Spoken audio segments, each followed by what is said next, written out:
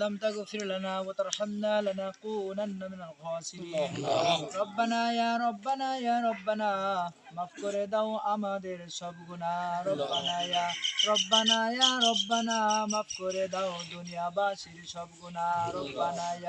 রব্বানা ইয়া রব্বানা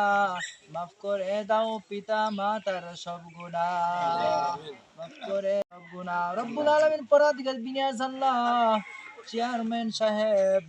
মাওলানা শাহ আলম ভাইকে নিয়ে আল্লাহ তোমার বিশাল আসমানের নিচে জমিনের উপরে দাঁড়াইয়া রাস্তার উপরে দাঁড়া যেই ভাই আল্লাহ আল্লাহ রাস্তার করে কাজ করেছি আল্লাহ ওই রাস্তার উপরে দাঁড়াইয়া আল্লাহ ভাইজানকে নিয়ে আল্লাহ তোমার দরজায় হাত রেখে আল্লাহ মেহেরবানি করলা আজকের দোয়া তুমি কবুল আর মঞ্জুর করো আল্লাহ আল্লাহ আমার ভাইজানকে তুমি কবুল করে নাও মক্কা মদিনায় একবার যাওয়ার তৌফিক দিও আল্লাহ বসরে তাকে তুমি হজ করার মতো তৌফিক দান করো আল্লাহ আল্লাহ তার আব্বা আম্মাকে আল্লাহ রাস্তাকে কেন্দ্র করে নিয়ে আল্লাহ মাফ করে দাও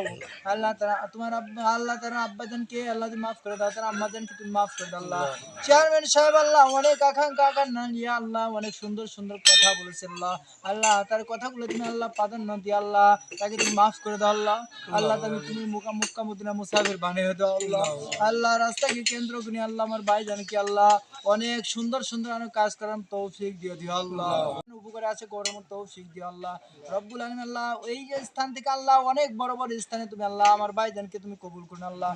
আল্লাহ দুনিয়াতে যেইভাবে সম্মান দিয়েছ আল্লাহ কিয়ামতের দিন মুসিবতের ময়দানে আল্লাহ নবীজির সাথে সম্মানের সাথে তাকে তুমি জান্নাত নসিব করে দিও আল্লাহ সুবহান রাব্বিকা রাব্বিল ইজ্জাতি আম্মা ইয়াসিফুন ওয়া সালামুন আলাল মুরসালিন আলহামদুলিল্লাহি রাব্বিল আলামিন বিসমিল্লাহির রহমানির রহিম। উপস্থিত আজকে খেতাবাগা উত্তরপাড়া পুরাতন জামে মসজিদ আমি জুমার নামাজ শেষ করে মুসল্লিদের নিয়ে এবং ইমাম সাহেবকে নিয়ে এবং আমাদের এই খেতাবাগারি কৃতি সন্তান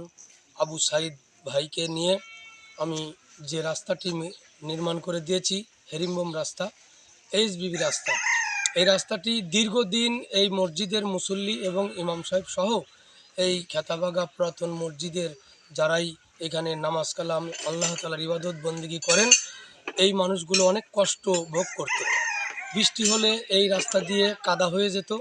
এবং মসজিদে নামাজ পড়তে ইবাদত বন্দেগী করতে তাদের কষ্ট হতো। সেই রাস্তাটি দীর্ঘদিন পর আল্লাহ তাআলা আমাকে এই হাদল ইউনিয়ন পরিষদের ভারপ্রাপ্ত চেয়ারম্যান হিসেবে আমাকে দায়িত্ব দিয়েছেন। এই জন্য আমি এই রাস্তাটি নির্মাণ করতে পারেছি। এজন্য আমি আল্লাহ তাআলার কাছে লাখো লাখো শুকরিয়া জ্ঞাপন করি এবং এই এলাকাবাসীর কাছে আমি দোয়া চেয়ে আমি আমার কথা শেষ করছি। আসসালামু আলাইকুম ওয়া রাহমাতুল্লাহি ওয়া বারাকাতুহু।